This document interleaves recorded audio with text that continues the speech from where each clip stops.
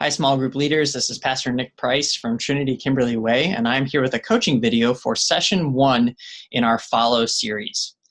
What I want to do in this video is to go through session 1 a little bit, to introduce you to it, to talk about the major points in the study that you're going to have to navigate as a group leader, and to help you get kind of familiar with the study itself so that you feel prepared to lead well when your group meets together. I'm not going to touch on every single question in this study, but rather I'm just going to try to highlight a few key areas that you need to be aware of as you move forward. A couple things to keep in mind as you're going into session 1. The topic of this session is unity in diversity. And this is a really great place for us to begin with small groups, because this is a chance for you to start to set the tone for what your group's life together is going to be. The people in your group are coming from different backgrounds. They have different life stories, different experiences, different political opinions. And what you want to do in this study, and what you're going to see as you get into Scripture, is that those differences are actually a strength, not a weakness. And that's why this study, I think, is so important just to start off the whole Follow series, because it's really laying that bedrock for you guys as a group of how can our community be a place that learns to appreciate those differences and honor each other's stories, that even becomes a place where we can disagree, but disagree well, and in a way that points us all back to God and to His Word. So this is a great theme to begin with, and it also points us to some really interesting things about how Jesus called His first disciples, and noting how that group was a diverse group, and that was really His intention, not only for the 12, but for His church down throughout the ages. So it's a great study to begin with. Now, some of you may be wondering, how do I get through this entire study within the time allotted? And that's a good question, because this is the first time that you're introducing your group to that biblical equipping model, where all 5 phases of the model are present. The share portion, where you circle back to last week and talk about the application. The hear portion, where you actually read Scripture. The explore portion, where you're looking at it more in depth. The apply portion, where you apply it to your personal lives. And finally, the plan, in which you talk about it. Well, how am I going to put this into practice in the coming week? It's a lot to cover. And so you may be wondering, well, how do we do that? Well, if you're already crunched on time, the first thing that you can do is you can actually encourage them to do the hear portion on their own. The hear portion involves both reading the passage for this session, but also watching the video. And the videos we've actually posted on YouTube. We've created a YouTube playlist, and you can find the link to that YouTube playlist in your group page. There's a resource there called Important Links. And if you open that PDF, there's a link that takes you straight to that YouTube playlist so that you can watch all the sessions on your own. So if you know you're already crunched on time, you can tell your group, hey, before we even meet, I want you to watch the video for session 1, and I want you to do the fill in the blanks. And those are on page 10 and 11. You can tell them to do that in advance so that they come into the study ready to go, ready to talk, ready to dive right into studying the Bible passage together. So that's one way that you can handle time. The other thing is just being prepared, knowing what the questions are so that you can move through them in a timely fashion without shortchanging any portion of the study. So let's take a look at the study itself and kind of move through. The first thing you'll notice is there is an introduction. Now, this is another way you could save time. You could encourage them to read the introductions before they gather together. But with this first session, I would actually encourage you to read this introduction together as a group. And the reason why is because this is not only an introduction for this first session, it actually is an introduction that sets up the rest of the series by talking a little bit about how are we going to behave in our time together as a group. How are we going to honor each other's differences, give space for everyone to share, and really celebrate the fact that God has brought us together as a community. So don't shortchange the introduction for this first session. Coming sessions, you can encourage them to read the introduction ahead of time, but I think it's important to actually read this one out loud together, just because it does set a good, healthy tone as you start. Then you move into the share phase. Now, if you remember in the biblical equipping model, the share phase is when you circle back to the previous week. You talk about the application that you arrived at, and then during the share portion, you're basically saying, this is how I tried to live out that application this past week. It's that time when you say, this is what I learned about God. This is what I learned about myself. This is where I saw growth, or this is where I got stuck. It really provides that accountability piece from the previous week. But given that this is your first session together as a small group, you're not really going to be able to do that because you didn't have kind of a previous week's study. So what we've done with the share portion is this is your opportunity to share a little bit about yourselves. And so we've got 3 questions in there that you can use. The first is, how did you get connected to this group? This is especially important if you have a newer group with a lot of new people. You want to hear how everybody got connected to this community. So make sure that you give people space to share that. Second is, why did you decide to join this group? And it goes really well with the third question of, what do you hope to get out of our time together as a group? These are great for whether you have a brand new group or a well-established group, because it lets you know as a small group leader what their expectations are coming in, and it allows them to hear from each other what those expectations are too. It's already kind of starting to build that groundwork of saying this is the kind of group that we want to be.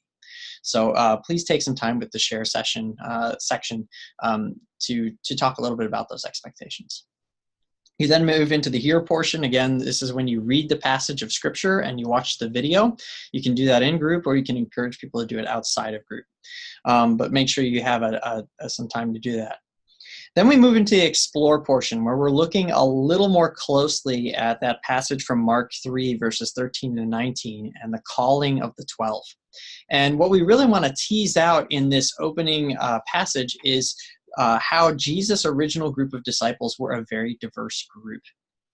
And in this explore section, we're having you guys as a group kind of put yourself in their shoes for a moment to say, what would it have been like to be one of those first disciples, to suddenly find yourself in a community where now you're alongside and having to do life with a bunch of people who are very different from you, who have different opinions than you do, who maybe have different political ideas than you do, who maybe come from a different socioeconomic background than you do.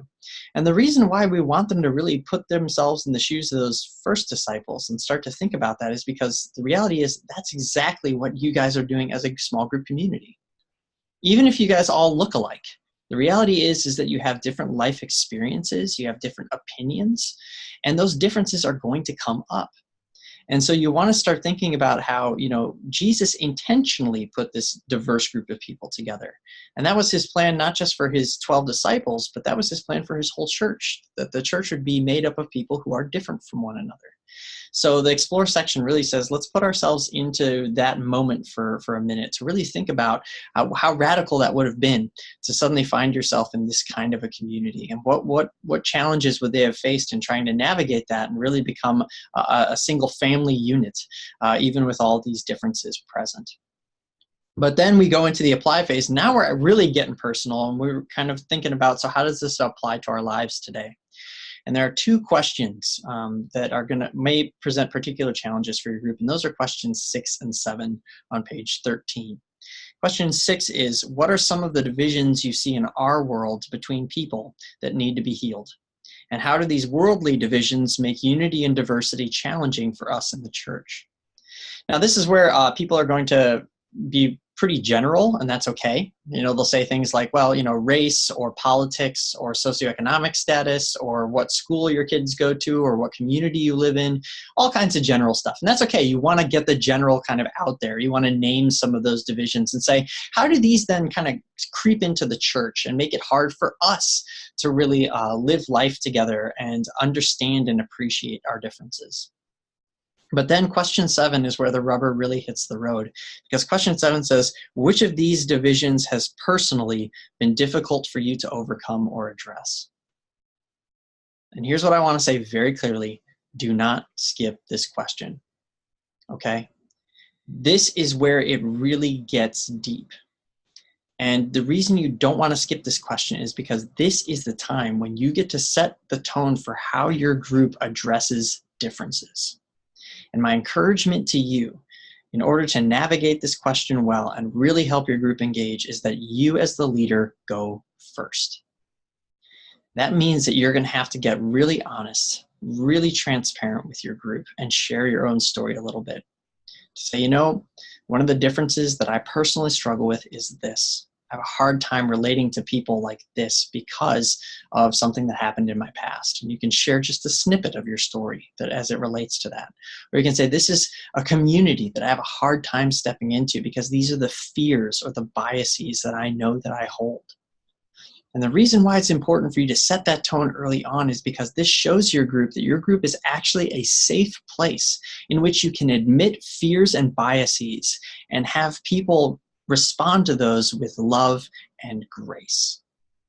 Because the reality is that's really what you want in any Bible study. You want your time together as a group, as you wrestle with God's word, to become a place where people say, hey, this is an area where I'm not okay. This is an area where I'm struggling.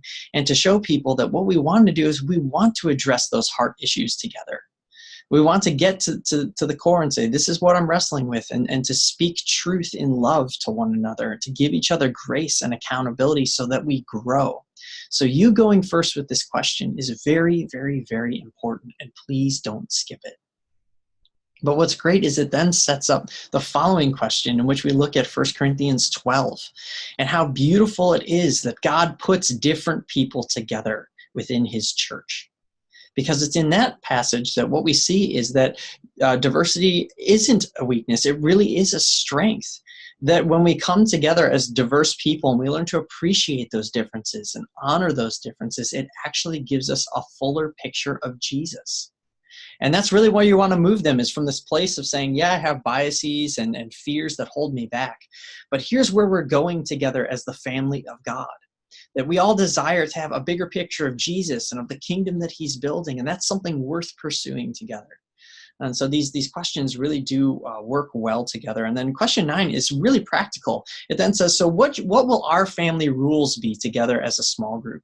So that this is a place where we feel like we can safely share everything, where we can safely admit stuff that we're struggling with and encourage one another. And so you really want to voice those as a group and maybe kind of come up with like some family rules together, things that you guys are going to abide by to ensure that every single one of your discussions really becomes a place where everyone knows that they have a voice, where they know that they'll be heard, and where they're committing to listening well to one another and walking alongside each other as we grow. Okay, so really important that you don't shortchange the apply section. Now, finally, you get into the plan section. This is where you get super practical. You say, okay, so based on how this passage connects to my life, here's what I think God is calling me to do this week in response to that truth. And in the plan section, you want people to get really, really concrete and really, really practical. The best way to do this is first and foremost to break up into pairs and triads. If you try to stay together as a whole group, not everybody is going to have enough time or space to share. So please break up into pairs and triads so that everybody is really wrestling and coming up with kind of a plan, a way they want to put these lessons into practice. And especially with this unity and diversity one, you may need to really help them identify what those plans will be. We've given you some suggestions. There's a couple questions on page 14, like, is there a relationship that you realize you need to work on this week? Are there unconfessed biases that you realize have been keeping you from forming friendships with people in your life or in your church? But a couple other things that you could do at this point is you could say, well, maybe one of the ways that we can help each other appreciate our differences is for all of us to go home and sometime during this week to draft up a list of our strengths and weaknesses. And maybe when we get back together in week 2 during the share phase, you can get back into those pairs and triads and say, all right, so these are my strengths, these are my weaknesses. Here's how you guys can help me grow. Or maybe it's share one life experience that was particularly formative for you. Share one life experience that was particularly formative for you. And again, then when you guys get back together next week and you're in that share time, they can actually get back into those pairs and triads and share a little bit of their personal story and start to learn to appreciate the differences that they have, the different backgrounds that they come from. So maybe do that. Maybe have that be your plan time and your encouragement. But the point is you want them to identify something clear and concrete that they can do over the next 7 days before you get back together as a group. Because that's really going to facilitate that share time when you come back together in session 2. Okay, so don't shortchange that. So that is the study. I hope that this coaching video has helped you kind of identify some ways that you can navigate some of the more challenging sections. And I really hope this does help your group start off on the right foot, really being willing to name differences, but to see those not as a weakness, but as a strength and as something to continue to explore and appreciate and learn to understand as you do life together as a community. Because again, right from that Mark 3 passage, we see that was always Jesus' plan. As always, if you have more questions about this study or you kind of do hit a roadblock, don't hesitate to reach out to one of the coaches. We are here to help you navigate this study well and to make sure that your group continues to grow together as you walk through this study and as you dive into God's Word. So may God bless you as you are leading them through session 1. And as always, we are here to support you, to encourage you, and we are praying for you. So have a great group meeting.